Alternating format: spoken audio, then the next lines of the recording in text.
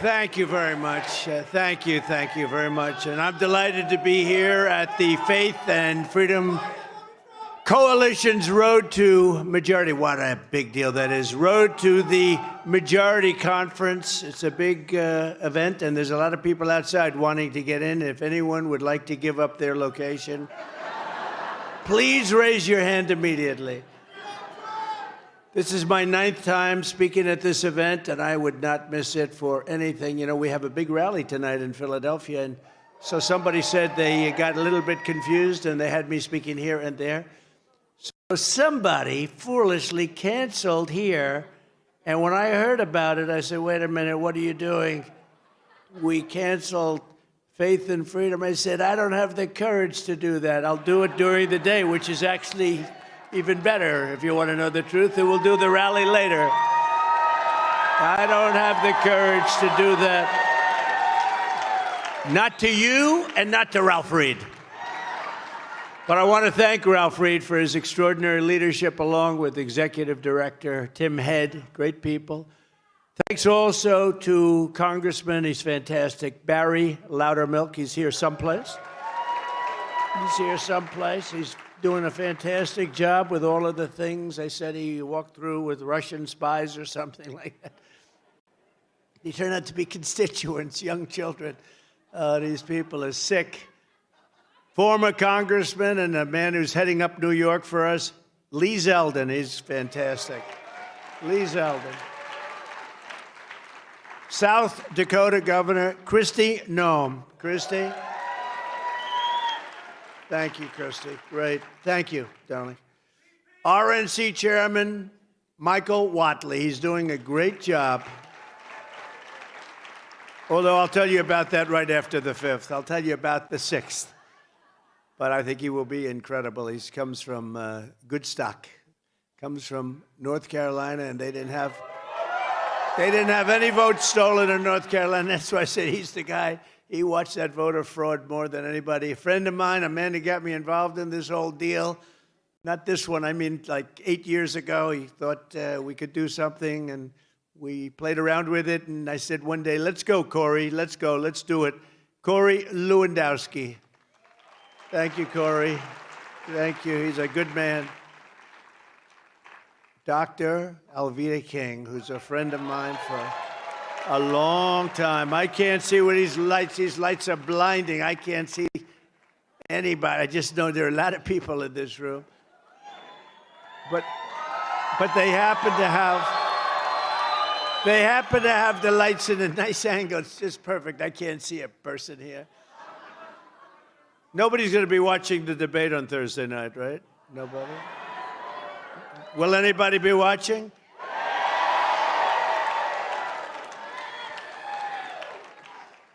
A friend of mine and a great businessman and developer from New York and various other places, including Florida, Steve Witkoff. Steve is here. Thanks, Steve. Look at that hand you get, Steve. You got to run for politics. And Moms for Liberty co-founder Tiffany Justice. I love that name. Tiffany, that's the greatest name. I love it. And thank you for your endorsement and your help and everything, Moms for Justice. I'll tell you, Moms for Liberty have been great, and Tiffany's been so incredible. So I appreciate it very much, Tiffany Justice. One of the best names I've heard in a long time. Most importantly, let me say a special thanks to the gigantic grassroots movement of volunteers who will power the Faith and Freedom Coalition. And I know they're going to be very much involved during the election period. It used to be one day, now it's, 2 months. It used to start like election day meant election day. Now it means, 2.5 months before the election begins, it starts. But it starts actually pretty much on September 6th. That's North Carolina. Pennsylvania's, think of that, so September 6th, and Pennsylvania's September 22nd. And we have to get out there. We have to vote. We have to make sure everything's honest. And you keep your eyes open. You're the police in a way. You can police your vote. A lot of people don't know that. Just make sure that vote counts. We have to make sure it counts. Because if I knew that there was not going to be corruption, if I knew that everything would be honorable and honest as it should be, I'd stop campaigning right now. We have this thing won. I would immediately stop campaigning. I'd go and relax. I'd call up the big rally we have in Philadelphia tonight and say, it's not necessary. Don't worry about it. Everyone go home and relax. No organization does more. You are truly, and I mean this, indispensable. This is a great group of people, and you're warriors in the truest sense, and you know what we have to do, because we're not going to have a country left if we don't do it. That's for sure. This year you will knock on 10 million doors, reach 18 million Christian voters, and register 1 million new voters across 130,000 churches.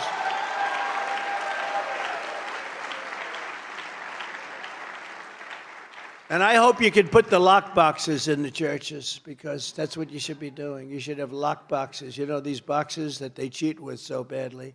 You should put them in your churches, because, you know, the evangelicals and the Christians, they don't vote as much as they should. I don't know if you know that, you know.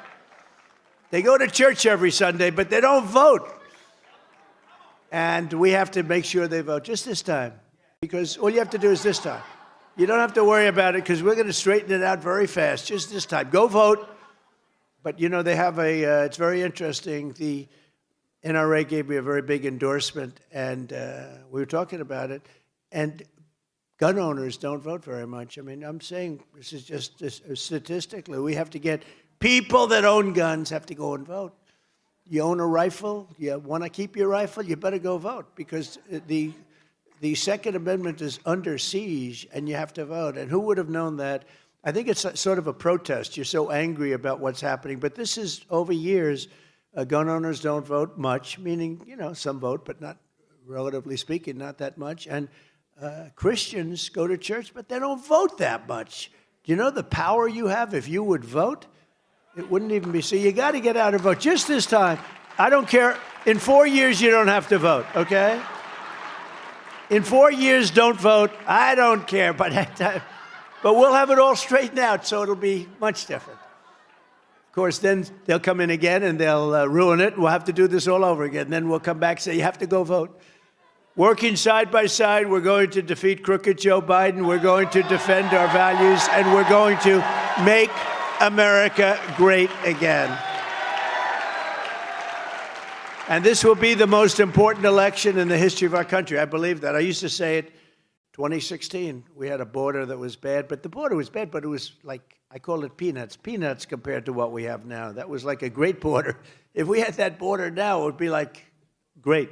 It was really bad, but it was just a tiny fraction of what it is now. Now it's the worst it's ever been.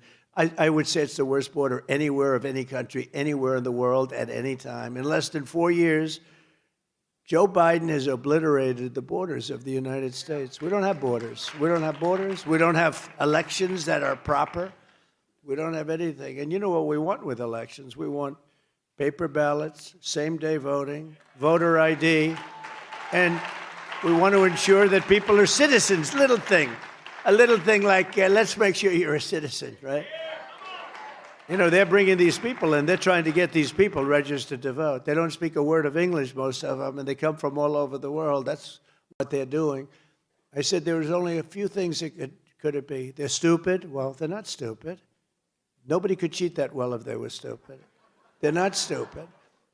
Then the other is they hate our country. That could be. But the third thing is they want to register people to vote. That's, I think, what they really have in mind. So we have to be very careful, and that's where Michael Watley will do the job. That's where Susie Wiles, who's here right now, she's fantastic, and she'll do the job. And Lara will do the job, Lara Trump, who's fantastic. She's fantastic. But crooked Joe wrecked our economy with brutal inflation and $2 trillion deficits. Did you hear our deficit is going to be $2 trillion this year? $2 trillion. His weakness, failure, and incompetence have set the world on fire. He is a threat to democracy. By the way, just by being so incompetent, he's a threat to democracy. His Marxist administration is pushing radical gender ideology into every school, and I'm sure this group is not particularly happy with that. And crooked Joe has demonstrated an amazing ability to, he's just to demolish the rule of law. by arresting political opponents, dissidents, Christians, pro-life activists, like a third world dictator would do. It's a disgrace what's happened to our country in such a short period of time, 3.5 years. What's happened to our country, it's not even believable. Our one chance to save America from these left-wing fascists is less than, it's now 4 months. Can you believe it? I've been saying 7, 6, 5. It's now we're in between 4 and 5 months from now. November 5th, going to go down as the most important day in the history of our country. I'm telling you, because we're not going to have, I hope we can get there without ending in a world war. You know, Russia's got submarines now very nicely in Cuba. You know where Cuba is? It's about 2 feet away from Florida. No, they've got ships there. And they're talking about, you know, going after Russia in Ukraine and giving them authorization to go after Russia. You know, where's this thing going to? And I've said it, I will get that war solved. If there's anything left, I'll get it solved as president-elect before I ever get into the White House. But we need Christian voters to turn out in the largest numbers ever to tell crooked Joe Biden, Joe, the apprentice, Joe, you're fired. You're fired, Joe. Get out of here, Joe. You're no good. You've been the worst president ever. You're fired, Joe. Get out. No, worst president in the history of our country. As you know, the radical left is trying to shame Christians, silence you, demoralize you, and they want to keep you out of politics. They don't want you to vote. That's why you have to vote. They're counting on you now. Because if you vote, no, we cannot lose. They don't want you to vote. But Christians cannot afford to sit on the sidelines. If Joe Biden gets back in, Christianity will not be safe in a nation with no borders, no laws, no freedom, no future. They're not going to be safe. You're not going to be safe as a person. And your religion certainly will be, I think, in tatters. You want to know the truth? I think in tatters. You see what they're doing. And I don't know, it's a little bit less to do with this room, but we all care. What's going on with Catholics? They are being persecuted. Catholics, what is that all about? By this man that has no idea what the hell is happening. And by the way, I don't believe it is him. I think it's the people that surround him, the fascist communists, the young, very smart, vicious people, because I don't think he knows he's alive. You want to know the truth, okay? The reason the radical left will always come after religious believers is simple, because they know that our allegiance is not to them. Our allegiance is not to them. Our allegiance is to our country, and our allegiance is to our Creator.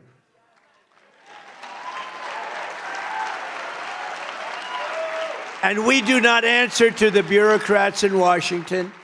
We answer to God in heaven. You're not even allowed to say that anymore. Today, if you say that, they want to arrest you. If you say that, they want to arrest you. Who likes the 10 Commandments, by the way, going up in the schools?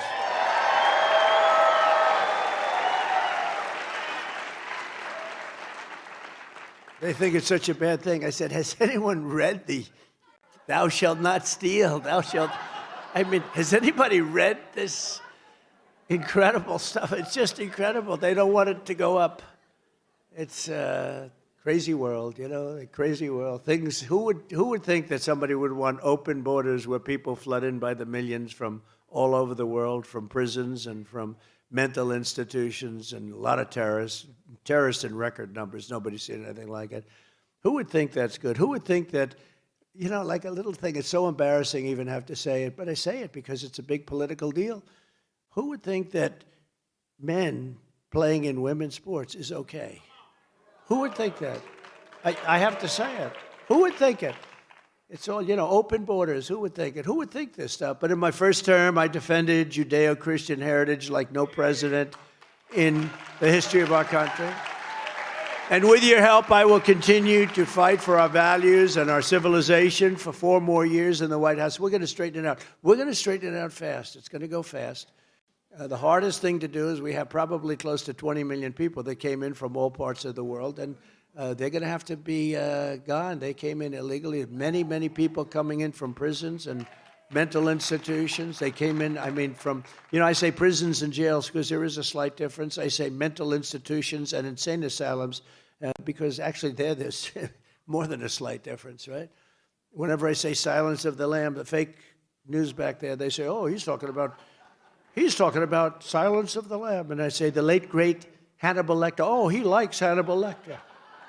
No, they're crazy. When I imitate Joe Biden can't get off a stage, I walk into a wall purposely. I walk it like that wall. Oh, that's perfect. Sometimes they don't have a wall. You're freestanding.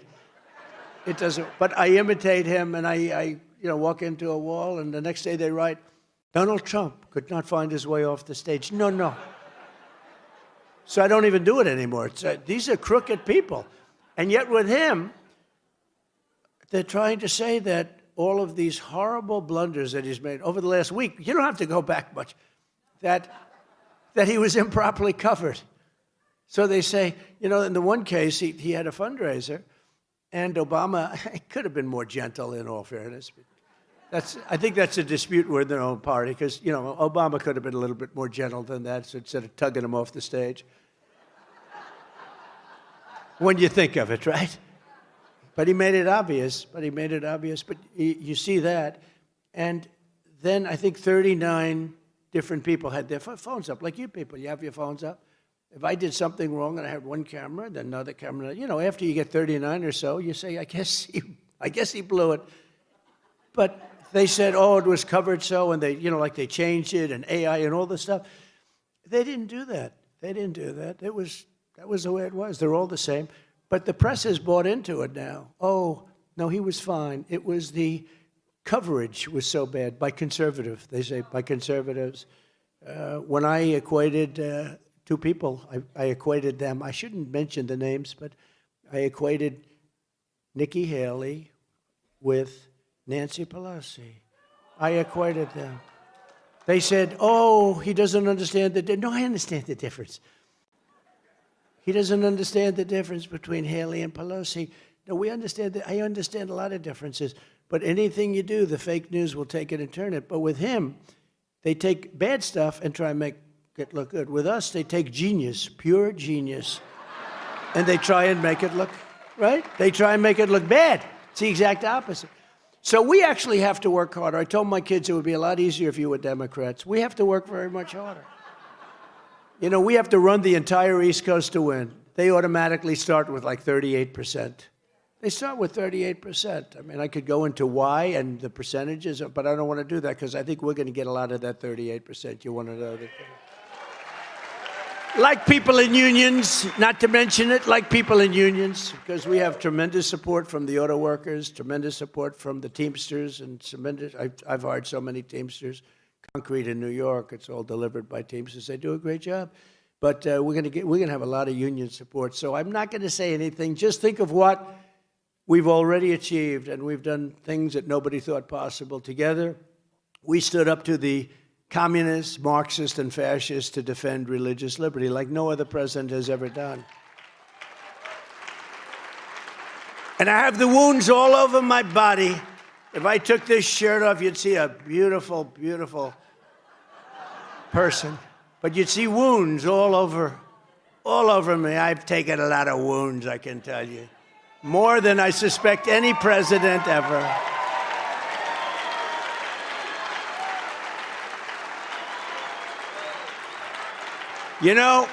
In history, and I've read, I love this stuff, but in history, they say Andrew Jackson was treated the worst, President Andrew Jackson. He was a great general and a very good president.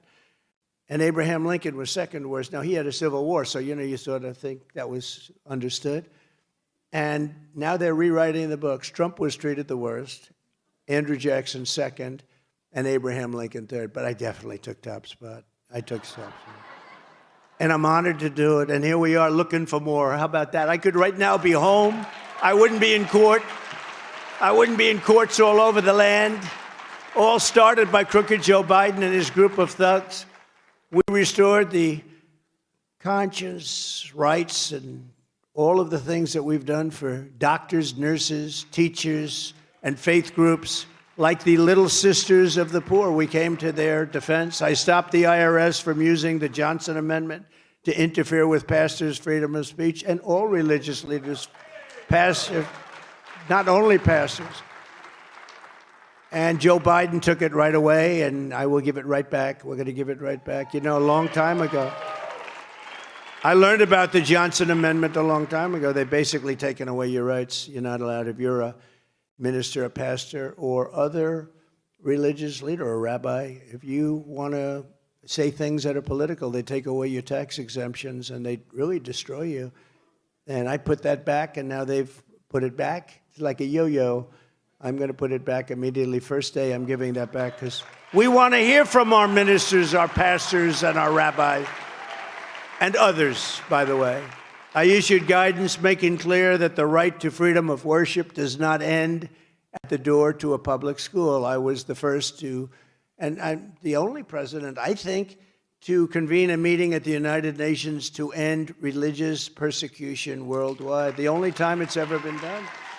Because you know what? Presidents, they get elected, and then they don't want to get involved. We don't want to get involved, like what I did for Israel as an example, right, with Jerusalem. Every president, for many, many presidents, said, we're going to do that capital. Going to make Jerusalem the capital. They're going to move the embassy to Jerusalem. And nobody did it. And I understood why, because once I got there, I had more pressure put on me from other countries. Please don't do it. Please don't do it. I did it. I did something what many presidents, I don't know the number, but going back a long time, they campaigned on it, they did it. I campaigned on it, and I did it. I just didn't take, thank you very much, that's very nice. You know, I didn't take calls for about 4 days. I set up the meeting on a Monday, and I didn't take calls. I was away, quote, over the weekend. And he'll call you back on Tuesday. Oh. Kings, queens, everybody. He'll call you back on Tuesday. And we had a press conference on Monday, and I announced Jerusalem. I announced that we're going to move the embassy, and Jerusalem becomes the capital, something. And by the way, that's a small one compared to what I did. I got rid of the Iran nuclear deal. Unfortunately, but Biden did nothing with it. And Golan Heights and the Abraham Accords. What I did for Israel, and interestingly, this group is so unbelievably pro-Israel. It's amazing, actually, and I tell you that because in many ways you give it more support than anybody. You give more support to Israel than anybody, so a lot of people really appreciate that. Thank you very much. I can use that. I can use that love. Thank you. Who is the woman? She sounded so nice. Stand up. Oh, thank you. Thank you. It's very nice. And you have a beautiful voice, too. Thank you. When I return to the White House, I will once again aggressively defend religious freedom in all of its forms, and many forms, but we will defend it in every single one of its forms. We will protect Christians in our schools, in our military, in our government, in our workplaces, in our hospitals, and in our public square. In my next term, I will once again appoint a rock-solid conservative, and we are putting in, we put in almost 300 judges and 3 Supreme Court justices to interpret the law and the Constitution as written. It was being interpreted slightly different than that, as you probably noticed. In my first 4 years, we totally transformed the federal bench, and putting in all of these judges, and nobody's ever seen anything like it, actually, or record, pro-Constitution judges. I withstood vicious attacks to pick and confirm 3 great Supreme Court justices, Neil Gorsuch, Brett Kavanaugh, and Amy Coney Barrett. Good people, too. I took a lot of heat. A lot of hits, but we did the right thing. They're great people. Thanks to these justices, we have also achieved what the pro-life movement fought to get for 49 years, and we've gotten abortion out of the federal government and back to the states, the way everybody and all legal scholars always said it should be. Nobody thought that would happen. That's what they wanted. The whole thing was they wanted, the Roe v. Wade was federal, and they wanted it all back in the states where the people could vote and make their decisions. It's now up to the will of the people in each state. Some states will be more conservative, other states will be more liberal. It's happening now. You see the votes are all taking place. And it's the way every legal scholar and just about all the Democrats and all the Republicans and conservatives and liberals, they all wanted it that way. And we did something that was amazing. The big problem was it was caught up in the federal government, but the people will decide, and that's the way it should be. The people are now deciding, and some states are a little bit more conservative, and some states are much more liberal. If the radical Democrat extremes get their way, they will have a federal law for abortion, to rip the baby out of the womb in the 7th, 8th, and 9th month, and even execute the baby after birth. They have that. You know that. The governor, think of it, the governor of Virginia, previous governor, we have a great governor of Virginia right now, but Glenn Youngkin is doing a great job. But the previous governor of Virginia, you want to make that very clear because he's doing great. The previous was not so good. But he actually made that statement, we'll put the baby down. After the babies, we'll put that, and you'll decide what to do. And there are states that allow that. They're the radical ones on this issue. Far and away the radical ones, not us. Every voter has to go with your heart and do what's right. But we also have to get elected because we have a lot of other things. We have to get elected. You have to be able to win. Like Ronald Reagan, I believe in exceptions for the life of the mother, rape, and incest. Some people do. I think most people do, actually, but some people don't. You have to go with your heart. But you have to also remember, you have to get elected. I want to thank the 6 Supreme Court justices, Clarence Thomas, Samuel Alito, John Roberts, Brett Kavanaugh, Neil Gorsuch, and Amy Coney Barrett for the wisdom and the courage they showed on this long-term, very contentious issue. This has been a long time it's been fought. Getting it back to the states puts the question where it belongs with the vote of the people, and over time, it will all work out. It's working out right now, but it's all going to work out, and it's where everybody wanted it, including the legal scholars, but it's where everybody wanted it to be. And it's taken, actually, they say 49, but it's probably 51 years it's taken to get this done. Above all, in the Republican Party, we will always support families, babies, life, and very, very important to the Republican Party.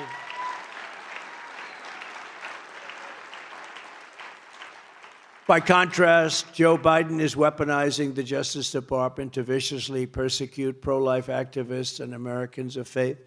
Just last month, the Biden DOJ got Paula Harlow, a 75-year-old woman in poor health, sentenced to 2 years in prison for singing outside of a class. She was singing, actually, a beautiful voice. She was singing beautifully outside of a clinic. And fearing she would die in prison, her husband pleaded with the judge for mercy and even asked to be thrown in prison with his wife. And the judge responded by mocking their religion. He was mocking their religion. I wonder who that judge is. Paul is one of many peaceful pro-lifers who Joe Biden has rounded up, sometimes with SWAT teams, and thrown them in jail. Many people are in jail over this. This is just crazy. We're going to get that taken care of immediately, first day. Immediately.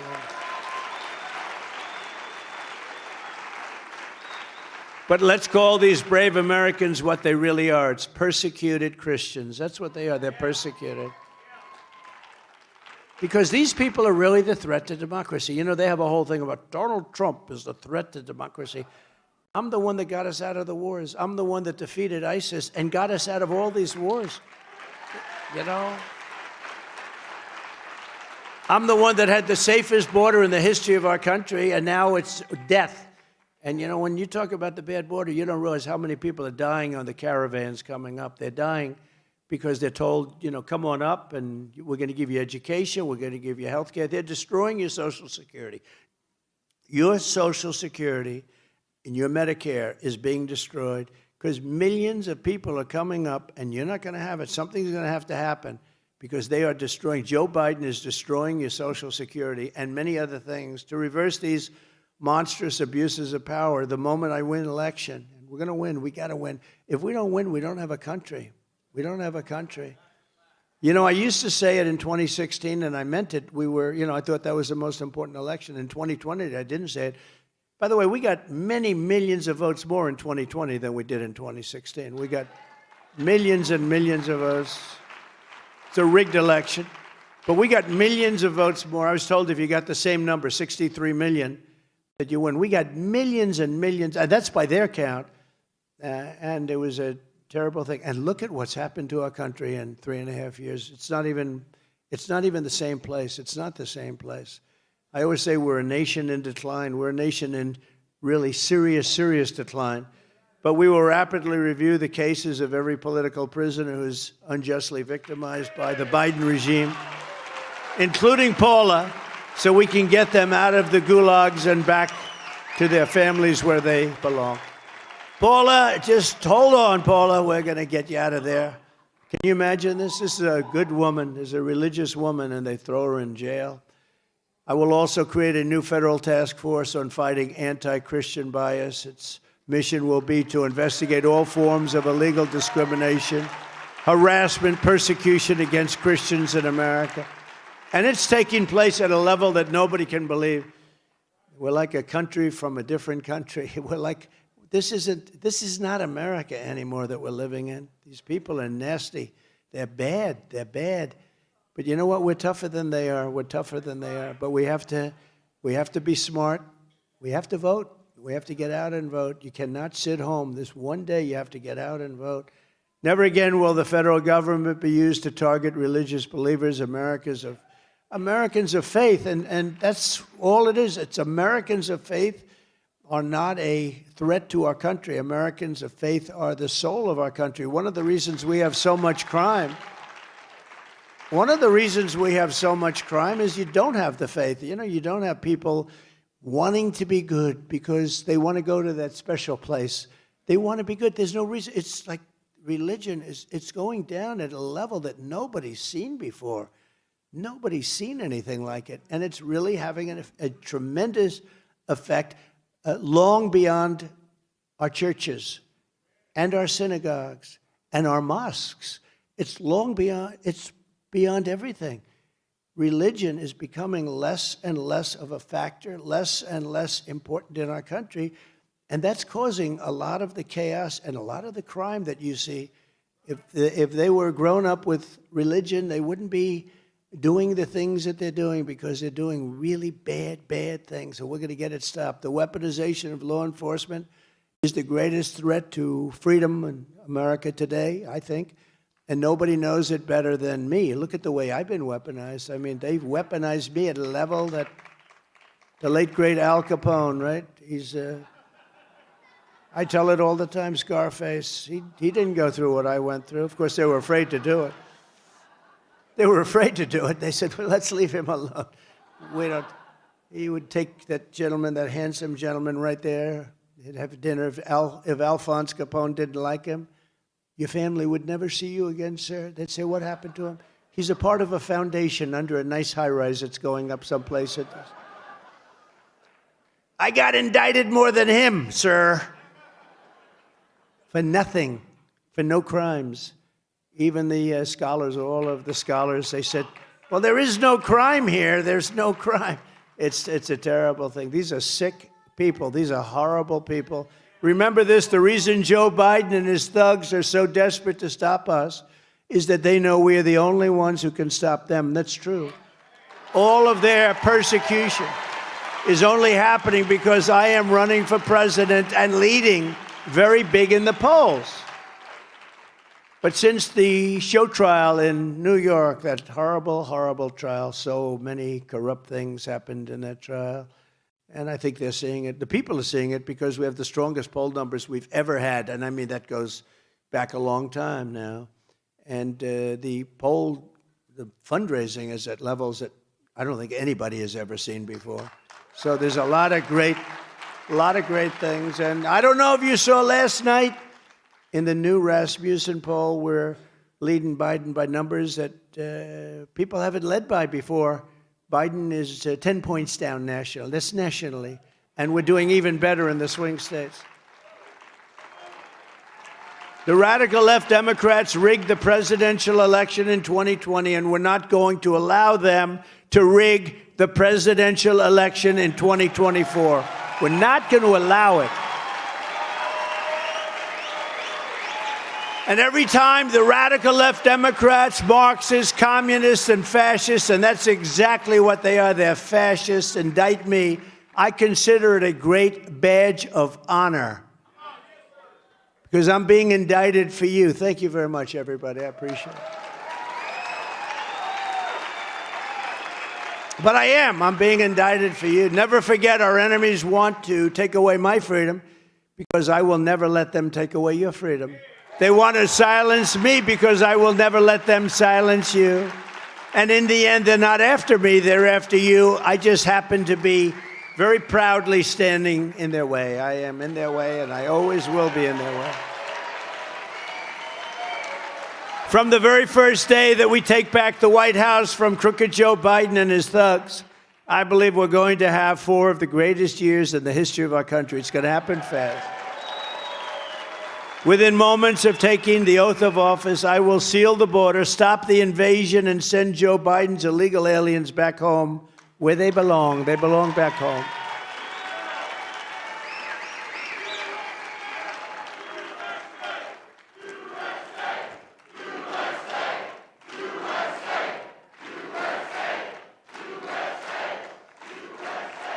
Don't give me any of that, USA. Go out and vote. That's all I ask. Don't say, USA, USA, we love Trump, USA, and then November 5th comes along, or any of the previous days, you know, the early voting. And then you say, darling, I'm just a little tired. I think I'll skip the vote. You can't do that. You got to vote. No USA right now. You just go out and vote. Then we'll go USA. Because then we're going to make our country great again. Biden is releasing criminals to prey on our people. That's what's happening. Thank you. Got to get out and vote, right? See this beautiful group of people. They'll be in Monte Carlo on November 5th. I don't think so. We all know the names of too many innocent victims of Biden migrant crime. It's a new category of crime. It's called Biden migrant crime. Remember this. These migrants are tough. They're tough. They come from prisons and many other places, rough places.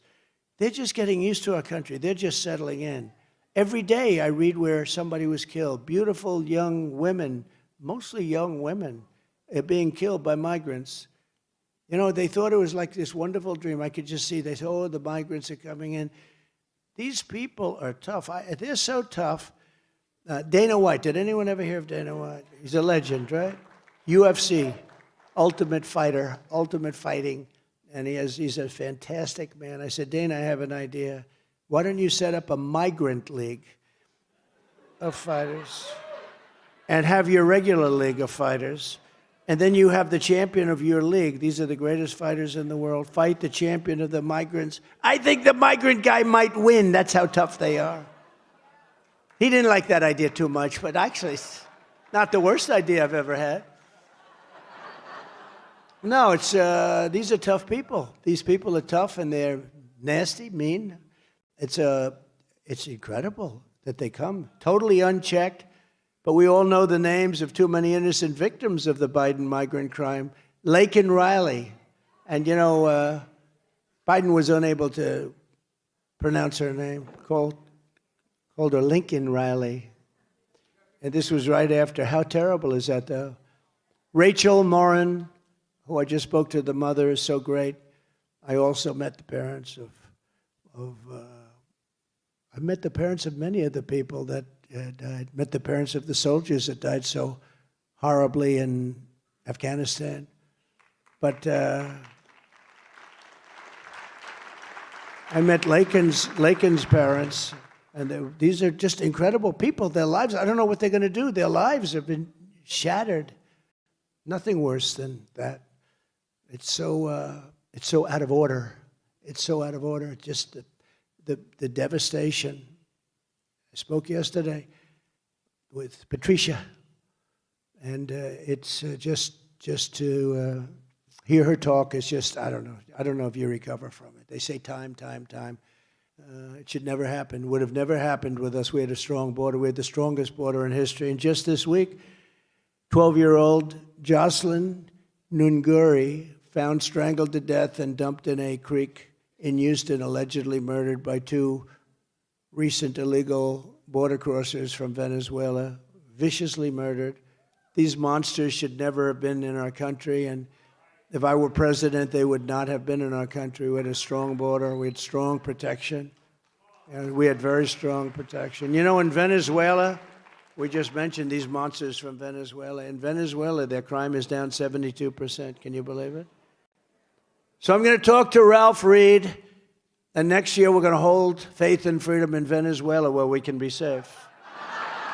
Ralph, can we do that, Ralph? Yes. Ralph said yes. No, think of it. They're sending all their killers, their murderers, their prisoners, they're sending drug dealers, gang lords, gangs. They're sending them to the United States. We're like a dumping ground. And that's the whole world, not just Venezuela. And you take a look at prison population all over the world, it's way down. Everyone says, I wonder why. It's not because they're behaving, because they're sending them into our country. And again, they're just getting comfortable now. They're going to start hitting us very hard. These people are bad. And that this can be allowed to happen. We have an incompetent president. We have a president who's got a very low IQ. And that was in good times. That was 25 years ago. Today he doesn't even register. It's ridiculous. When they say I have a friend, he's a Democrat, but he's not. He's a Democrat. Can't help it. That's the way he grew up. But he said to me, I don't understand it. You got a poll saying you're up 10 points. How could you only be up 10 points? I say that too. Who the hell is going to vote for this guy? On day one, I will begin the largest deportation operation in American history. Biden's border invasion is also a grave threat to, and as I said, Medicare and Social Security it's under watch. Biden wants to dump millions of illegal aliens onto Medicare and put them into Social Security and even Obamacare and suck these programs dry. That's what they're going to do, and you're going to have a problem, and all of a sudden they're going to say, we're going to cut it in half. I'm not touching them. I'm leaving them where they are. You are going to see Social Security, if he gets elected, is going down the tubes.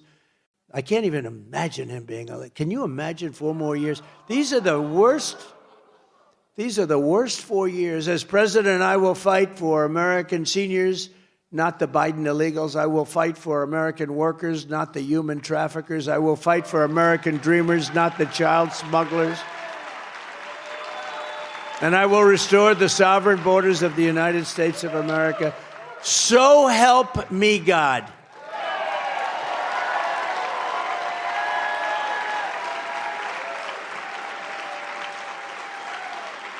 You know, they don't want you to say, so help me God. You know that. It's under siege, right? So help me God. If you say, so help me, we don't want you to say that. How about, in God we trust?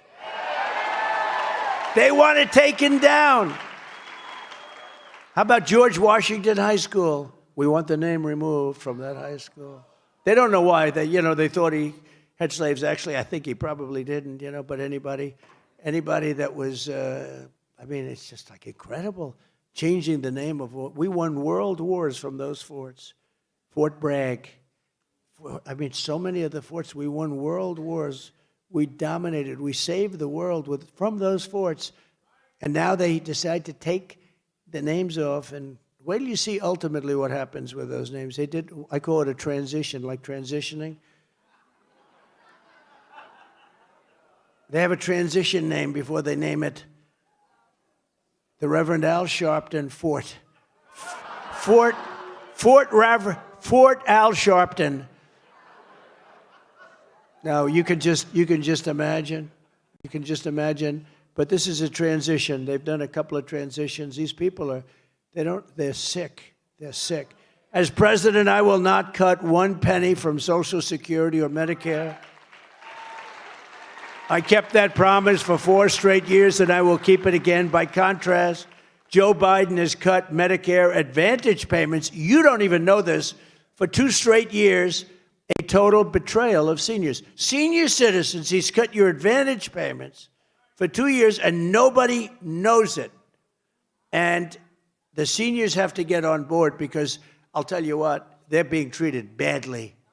The military is being treated badly. Our vets are being treated the worst of all. How about our vets? They're laying in streets. You know, I had the highest approval rating for a president ever with the Veterans Administration. Now it's one of the lowest ever. What I did was incredible. Like no long waits. If you have to wait a long time, you go get a private doctor, we pay for it. People were waiting 3-4 months to get, people were becoming terminally ill waiting. Also firing civil service and other workers that were sadists and crooks, but they were sadists. They were beating up our soldiers in their not prime time. In prime time, they wouldn't be able to do it. They get their ass handed to them, right? But they were not doing it in, think of it, they were not treating our soldiers right. And I got it, and you couldn't fire them because under civil service rules, you cannot fire anybody. They had one in Arizona. They caught him stealing $400,000. They caught him cold. He admitted everything. They couldn't fire him. They could do everything, but they couldn't fire him. Stole $400,000. But they were beating up our soldiers. They were sadists. And I got the right to fire them through Congress. It had to go through Congress. Both of them had to go through Congress. Choice had to go through Congress. So we got him choice all right. And I'll tell you, the number of people that were saved, I got the highest rating ever, 92%. Think of this. So now it's down to 40%. They ended all of this stuff. Why would they end it? They hate our country, and they hate our military. They hate our veterans. They hate our soldiers.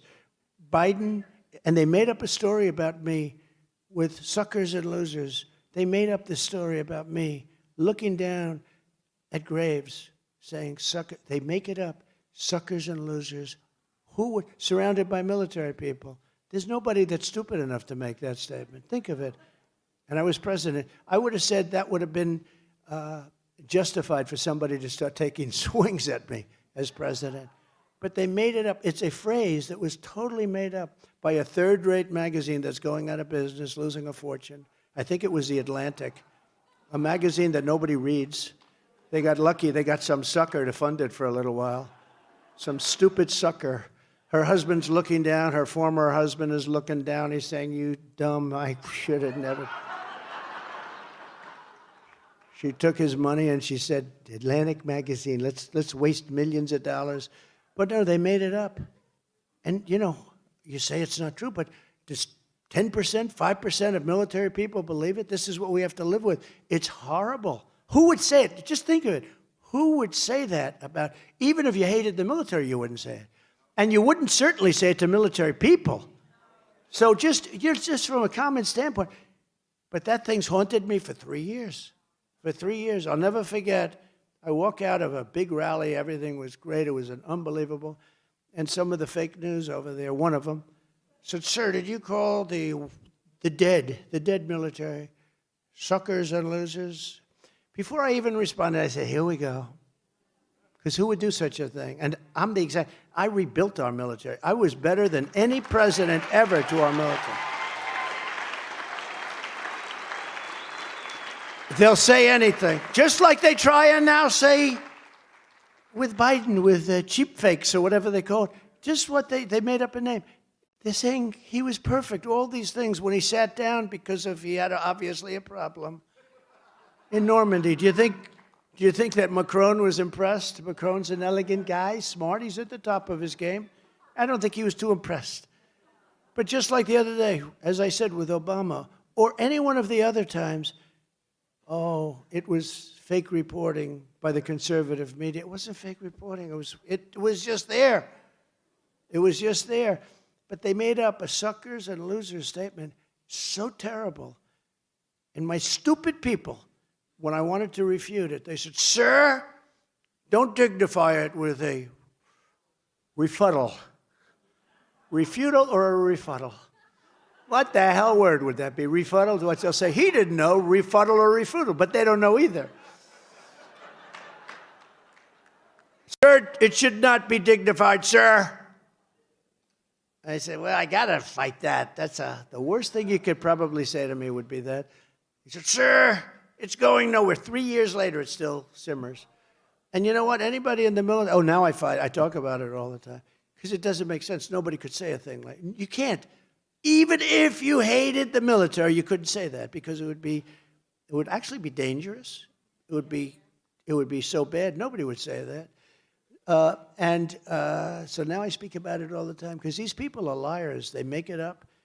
It's now on top of that, you have AI. On top of that, you now have AI to go along with that. So it's sort of a dangerous world out there. On day one, we will throw out Bidenomics and replace it with MAGAnomics quickly.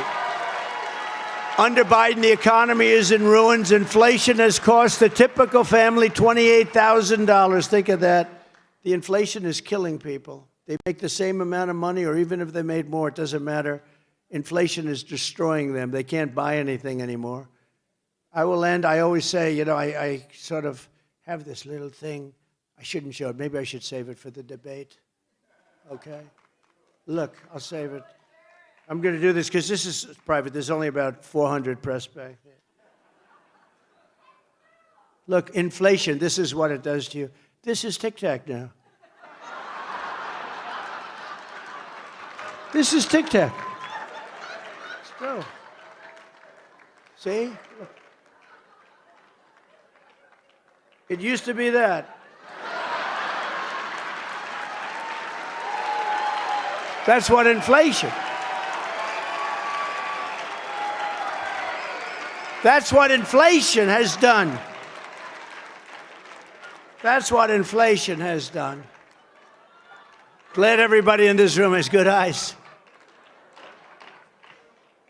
But I will end the Biden inflation nightmare, and we will end it very quickly. I will stop Biden's trillions and trillions of dollars in wasteful spending and rapidly terminate the Green New scam. It's one of the greatest scams in history. I will repeal Crooked Joe's insane electric. How about the electric vehicle mandate? And we will drill, baby, drill. All cars are going to be electric. They don't go far. They cost too much. And by the way, electric cars have a great place. They have a great place, but not a place for 100%. Maybe not a place for 10%. Whatever it is, they have a place. You can't go far. And they're going to all be made in China. They are expensive. Right now, you have hundreds of thousands. This is a great time to buy an electric car. You know why this? You know what? Do you ever notice the auto companies aren't upset about it? They're making cars that can't sell. They just can't sell. They have hundreds of thousands of them. You know why? Because we're spending trillions of dollars and giving them subsidy. So the auto companies don't care. Normally, they'd all be bankrupt if that were the case. They're making cars that can't sell.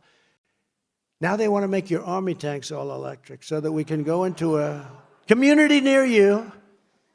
No, we go into enemy territory. We blast the hell out of them, but we do it in an environmentally friendly way. No, do you ever? No, it's crazy. We make the greatest army tanks in the world. We make them in Ohio. We make them in Lima. I was the one, I stopped it. They said, sir, there's a plant that makes the army tank. The only plant we have that does it. And I was president-elect, and I was called by Jim Jordan, who's great. You know Jim Jordan from Ohio?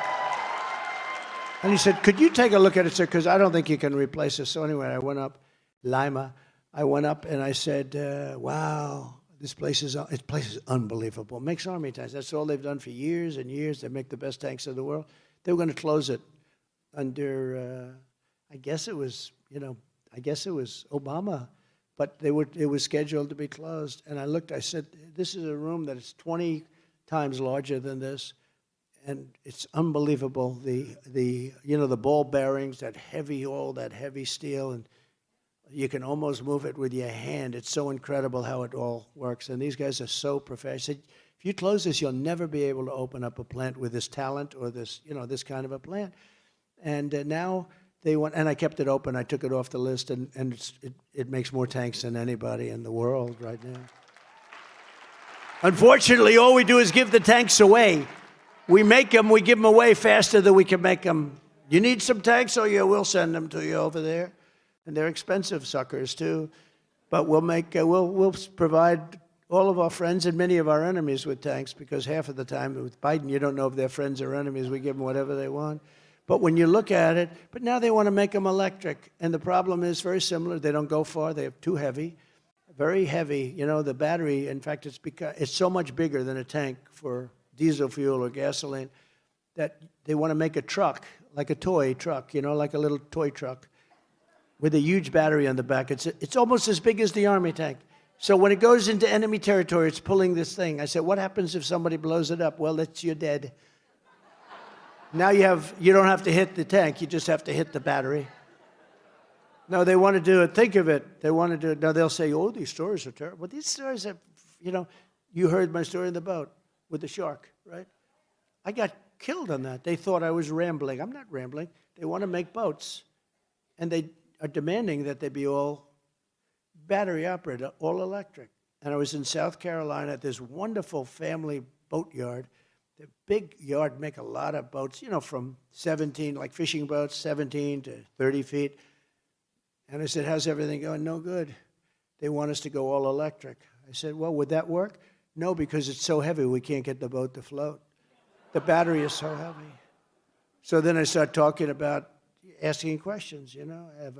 I had an uncle who was a great professor at MIT for many years, I think the longest tenure ever, very smart, had 3 different degrees.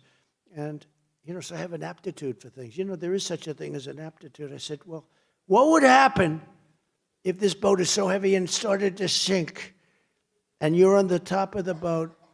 Do you get electrocuted or not? In other words, the boat is going down and you're on the top. Will the electric currents flow through the water and wipe you out? And let's say there's a shark about 10 yards over there. Would I have to immediately abandon, or could I ride the electric down? And I said, sir, nobody's ever asked us that question. But, sir, I don't know. I said, well, I want to know, because I guarantee you one thing. I don't care what happens. I'm staying with the electric. I'm not getting over with it. So I tell that story. It's, you know, just fun.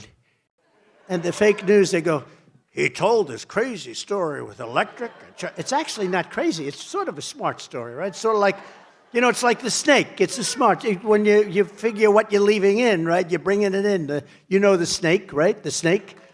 And the snake, I tell that. And they do the same thing. What does a snake have to do with illegal immigration? Well, I think it has a lot to do with it, because that's exactly what you know what you get. And that's what we're getting. We're getting problems like you wouldn't believe, right? So they want to go all electric. They want to make our airplanes, our fighter jets, electric, even though they're 18% less efficient. Now, the difference between 18% and 100% is the difference between being easily and immediately shot down or winning. They don't care. They don't care. And I say, why are they doing this? They're flying over enemy territory, and they don't want to affect the air. They're blowing the shit out of the place, but they don't want to. Think of it. They don't want to affect the air. They want it to be beautiful air, clean air and water. Boom, boom, boom. These people are stone cold crazy. And these idiots are running our government. They're running our government. You know, I met with the truckers the other day. Big thing. I'm a big Roger Penske fan, right? I like Roger. You know, he's won Indianapolis like 19 or 20 times. I'm a fan. But he owns trucks, and he was one of the guys there. And one of these people has 28,000 trucks. Think of that. I said, how many trucks do you have? 28,000, sir. I said, you got to be kidding. 28,000. And they're big ones, the 18-wheelers. They're big, big trucks. And they're really bothered. Oh, I'm solving their problem probably by doing this, because by everything I do, you know, when I go out and favor something like no tax on tips. They haven't been able to do that because, you know, they just set regulations that make it impossible for people that get tips to even live, to breathe. But no tax on tips, that's a big deal. Remember that, everybody? It's a big deal. I don't think they're going to be able to do that. You know, I don't think they're going to be able to do it. They have been so vicious to these people. But now they'll soften up a lot just by my doing it. But I was with Roger Penske and these truckers. And they say the big problem is they want us to go all electric on our trucks. And I say, well, if you fill it up with diesel, and the big guy at the meeting that had this big monster company, I mean, think of it, 28, starts with one truck, and then he's got 28,000 trucks over many, many decades. And he said, sir, every single year I bought a truck. He used very foul language, but I won't do it because I promised I promised Franklin Graham, you know, Franklin wrote me a letter the other day. I watched your rally. I thought it was great. But honestly, Mr. President, it would have been much better if you didn't use foul language. And I said to myself, he's wrong about that, because sometimes for emphasis, I don't use real foul, but every once in a while I'll use a little word here or there, and not a particularly bad one. But I said to myself, you know, I'm going to do it because I like him a lot. But he said, it's great, your stories are great, but you don't have to use. But sometimes there's no word that can describe it, right? I'm looking for a word, like when somebody tells tall tales, there's a certain word that starts with B, right? There's no word that I can find to replace, right? But I'm trying, Franklin. I'm trying.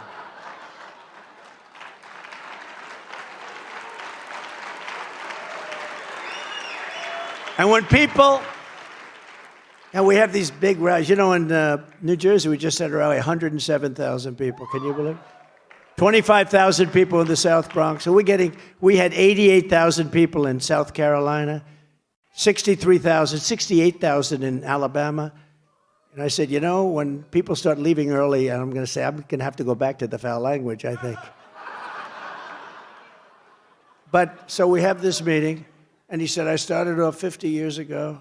And every single year that I bought a truck, it was better than the first year, better than the previous year. The truck got better, got stronger, faster, bigger, more fuel efficient. Every year for 50 years, those trucks get bigger. He said, sir, I build apartments, we call them apartments, or those trucks. You would be proud to live in one of those. I said, I don't know about that. You know, they build the cabs with a place to stay. I said, I could handle it. I could. But he said, every year they get better. If they force this electric mandate on us, we'll go back 70 years, not 50 years. He said, we'll have to stop 6 times from New York to Los Angeles. I said, how many times do you have to stop now? None. We go directly, New York to Los Angeles, all the way, no stops. I said, didn't you explain that to them? Yes, we do all the time. It doesn't make any difference to them. The other thing, I didn't know this, he told me that the truck will be more than 2 times heavier. He said, so if you do this, you're going to have to rebuild every bridge in the country. Can you believe it? No, how stupid is it? And the other thing is it takes much more room, so a lot of your payload is going to be gone. It takes much, much more room. The whole thing will, possibly never work, and that's okay. Some things you got to know. But I said, so what's their attitude? We don't care. We want you to go electric. They don't care. They don't care. They don't care. You can explain it to them. They're evil people. They're fascists. They don't care. Before I even arrive at the Oval Office, shortly after we win the presidency, we win. We are going to win, not me, we. I will have, if you go and vote, Christians, please, I'll report you to Ralph Reed. How about if Ralph didn't vote? I want to check Ralph's voting record. He votes. If Ralph, I would be shocked. But I'm saying that because you have to remember, you do have to do it, because you don't do it. But we will win the presidency, and I'll have the horrible war between Russia and Ukraine, which would have never happened if I were president. I will restore that. Now, I'll have that settled. But you know what's happened? It's just so. It would have never happened. You wouldn't have any lives taken. You wouldn't have had those ancient cities, those gorgeous golden towers knocked down, obliterated. You can never build that stuff again, that history. But far more people are dead than they said. And you would have never had the attack on Israel on October 7th. You would have never had it. You would have never had the attack on Israel. And you wouldn't have had inflation. I had the oil. It was caused by energy. Now it's caused by everything. The energy started it, and started it with a level of nobody's ever seen anything like it. The inflation, I believe it's the worst inflation this country's ever had. And inflation is known as a country buster. So you wouldn't have had just those 3 things. Think of it. If you didn't have Ukraine, if you didn't have inflation, and if you didn't have the attack on Israel, just those 3, what a different world this would be. Just those 3. And then we could name about 30 more. You wouldn't have had that Afghanistan disaster as an example. Not getting out. I was going to get out. I was going to keep Bagram, though, because it's 1 hour away from where China makes its nuclear weapons. They're giving up one of the biggest air bases in the world. You know who occupies it now? Take a guess. China. China occupies Bagram. Thank you very much. Did they send us a letter? President Xi, where's your letter? Thanks. It's unbelievable. I would have kept it not for Afghanistan, but it's 1 hour away from where they make their nuclear weapons. In my next term, we will build a great iron dome over our country, a dome like has never been seen before, a state-of-the-art missile defense shield that will be entirely built in America and create jobs, jobs, jobs. We're going to build it in America. Israel has it. Israel has it. Why don't we have it? I mean, we're more of a target in many ways than Israel. Why don't we have it? And by the way, 300 missiles shot, only one got through, and that was wounded. It didn't hit its target. But so 300 missiles shot, and essentially none got through. It was. Why don't we have it? We're going to have it, and we're going to build it in America. It's all going to be made. We're not going to be shipping it out to other countries to do like we do so stupidly. You know, they make fighter jets where they have different countries make different parts. And I said, what happens in case of a war? You're going to be sending parts all over the place? You got to make the jet in one location. These people are crazy. No, they do it. They concede it to all these countries. Well, we want to make the engine. We want to make the wing. So you got wings being sent. We want to make the tail. You got these parts that they put it together.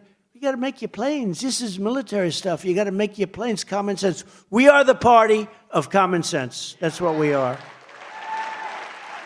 We're going to rebuild our cities into beacons of hope, safety, and beauty better than they have ever been before. Right now, they're killing fields, our cities. We're going to give back our law enforcement. We're going to give them back the respect that they deserve. They are being treated so badly. If they do something that's harsh to stop a crime, they end up losing their pension, they end up losing their job, they end up losing their family and their home. And I'm giving immunity to police all over the country for that.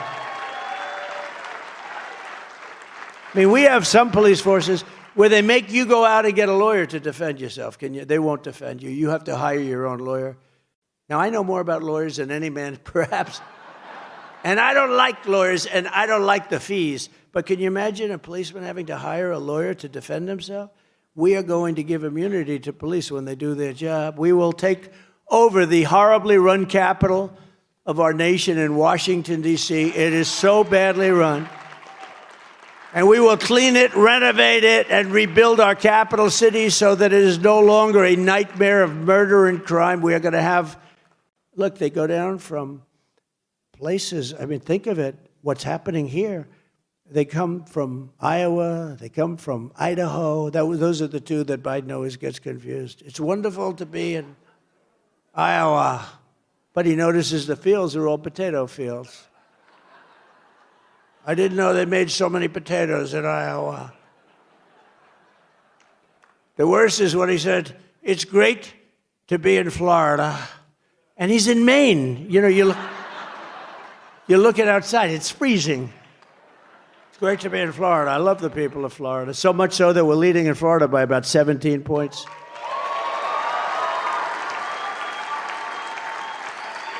But we're not going to have this capital of ours that we love and cherish be a victim in itself of all of the murder and crime that's taking place. I lost a man who was a great person. Everyone loved him.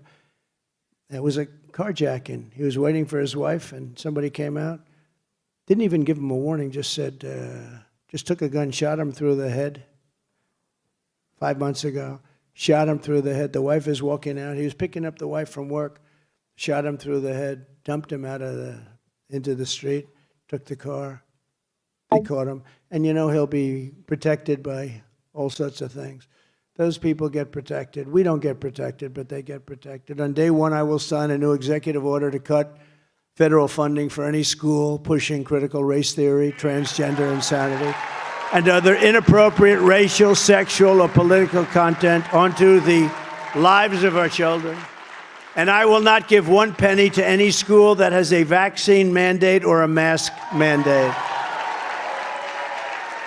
I will support a strong policy, which I have, of universal school choice, allowing parents to choose the public, private, charter, or religious school that best suits their children.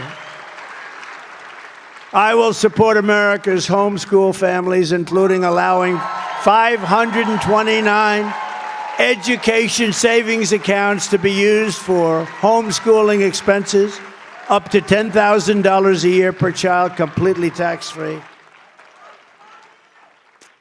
This room likes that more than some rooms. Some rooms don't, and that's okay, but this room does. That's good. Glad I said it, actually. And I will shut down the Federal Department of Education, and we will move everything back to the states where it belongs and where they can individualize education and do it with the love for their children.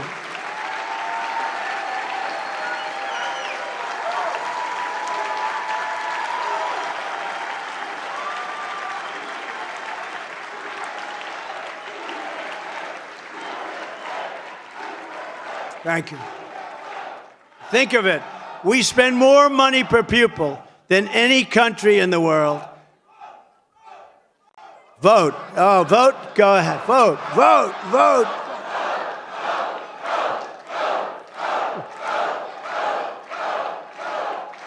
Thank you. We spend more money per pupil. Think of it. You know the expression? And I said it to a large African-American group of people 4 years ago. What the hell do you have to lose? You're the worst in income. You're the worst on crime. Your cities and your areas are being decimated. You can't get a home. You can't get mortgage. You can't get. They're last on it. I said, and the Democrats have for 100 years run these cities. 100 years. I said to them, what the hell do you have to lose? And you know what? They agreed with me, and I did very well. And now we're at the highest level that any Republican has been with African Americans and with Hispanic Americans.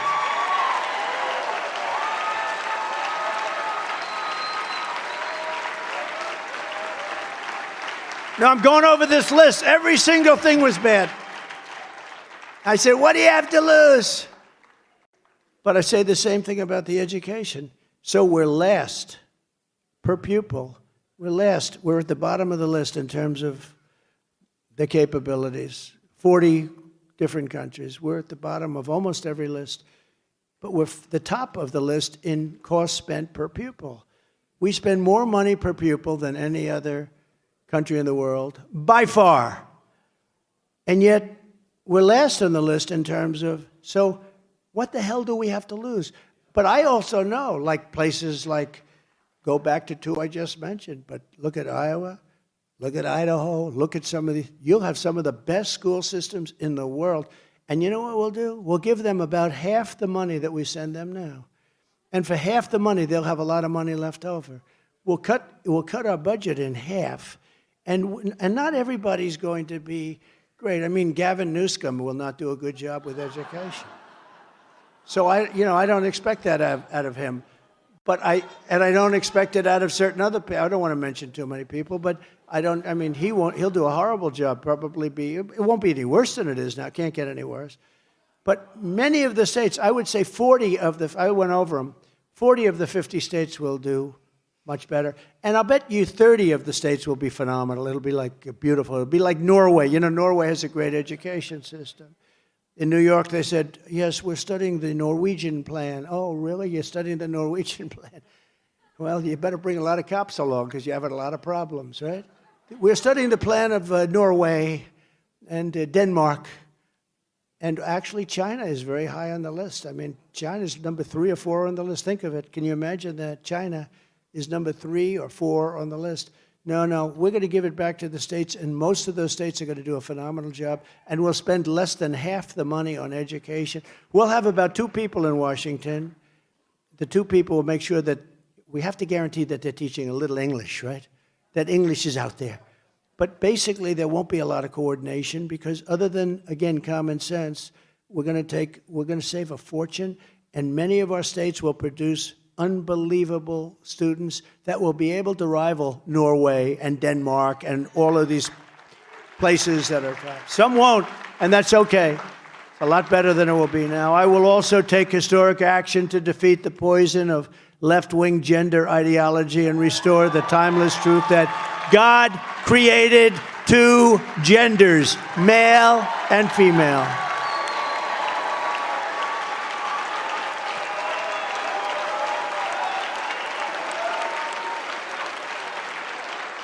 And I will immediately, on my first day,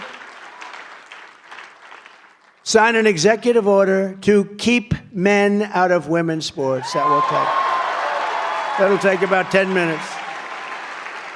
And I will fully uphold the Second Amendment because your guns are under siege. And I protected them for 4 years. You were protected. We will protect innocent life, and we will restore free speech right from the beginning. And I will secure our elections. I will secure our elections. And as I said, our goal will be one-day voting with paper ballots, proof of citizenship, and a thing called voter ID. You know, when you negotiate with the Democrats, you start off, you say, look, the one thing we have to have voter ID. No deal. And I said, wait a minute, let's get this. We want voter ID. In other words, a little identification, right? Nope, we don't want to have that. Why don't they want? Because they want to cheat, that's why. You know, when you go into the Democrat, I always say Democrat, you know, they'd rather have it the Democratic National. It's much nicer sound. Why don't they change the name? It's probably better. They hate it when you say the Democrat National Convention, right? It's much more beautiful. Actually, even when I make a speech, if I want to make a nice, elegant speech, let's say I came in here with a different attitude today, and I'd say the Democratic National Convention. Now I say the Democrat National Convention. It sounds flat, right? But I call them that because they don't want to be called that. They don't want to be called that. But when you go into their convention, you've got cards that are like, you ever see some prisoners where they go like this? Well, how about my card? Did you see that picture of me? Did you see that? Do you believe that one? My parents said, what the hell happened to my boy? That was not in the cards. They didn't teach me that at the Wharton School of Finance. No, they're bad. These are bad people. But they have all sorts of information. They have everything. They have everything down. So it's okay for them when they have their convention to have a big card on your chest, hanging down off your chest. But it's no good for voting. They don't want it for voting because they want to cheat. We're not going to let them get away with it anymore. And there is one thing I will say, too big to rig. You make it too big to rig, we don't have to worry about it. There's a level at which they can't. If you took the 10 worst presidents in the history of the United States and added them up, they would not have done near the destruction to our country as crooked Joe Biden and the Biden administration have done. He's crooked. He's a total thief. So if you want to save America, get your friends, get your family, and get everyone out to vote. You got to go vote. I'll say it again and again. Vote, Christians.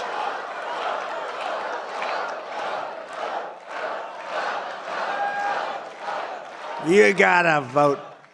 And do it early if you want. You know, do it early, just do it. You gotta vote and watch your vote, guard your vote, and follow your vote. Follow your vote. Michael Watley's doing a great job. He's here. Michael, thank you very much, Michael. Thank you. And if you want to volunteer to help us defend election integrity, sign up at protectthevote.com. I tell my people, I don't need any votes. We got all the votes we need. I don't need votes. All I want to do is make sure that we guard our vote. It's guard. We stop the steal, okay? You know, there's a lot of expressions. I want the vote guarded. I want the steal stopped because we don't need the votes. We have the votes. We have more votes than we need.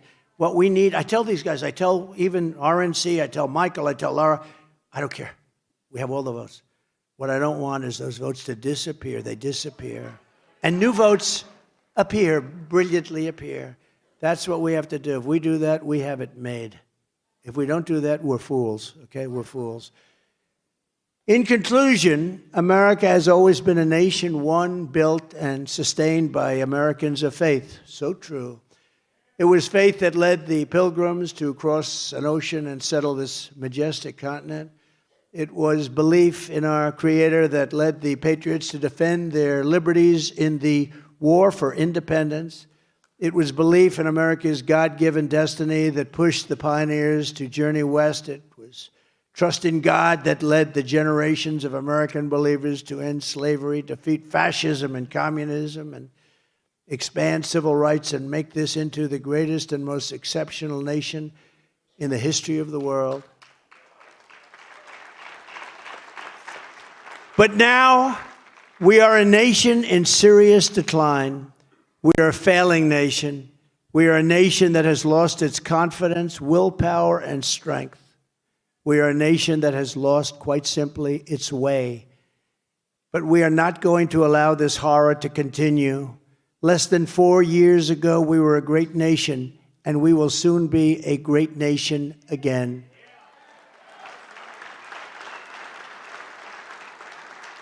With the right leadership, every disaster crooked Joe Biden has created can be fixed, and it can be fixed very quickly. Every problem can be solved, and every wrong can be rectified. By this time next year, America's borders will be strong, sealed, and secure. We will let people come into our country, but they will be let in legally. They will come in through a legal process. Inflation will be in full retreat. Our economy will be roaring back. Optimism will be surging. The American dream will be thriving again for citizens of every race, religion, color, and creed. Law and justice will reign all throughout our land. Freedom will be restored. The flame of liberty will be burning bright again. Joe Biden, the worst president in the history of our country, will be a fading memory of the past. And our great silent majority, including the once forgotten men and women of our country, will be the ones shaping America's magnificent future when I am the 47th President of the United States.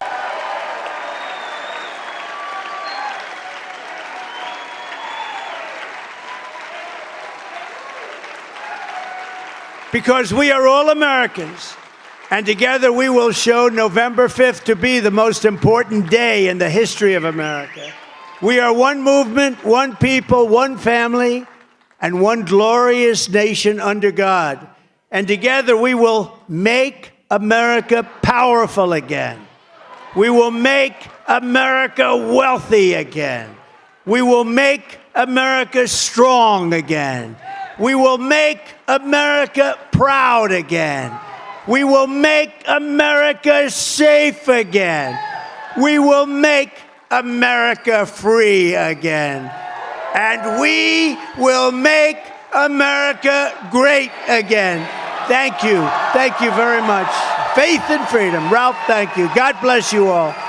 God bless you.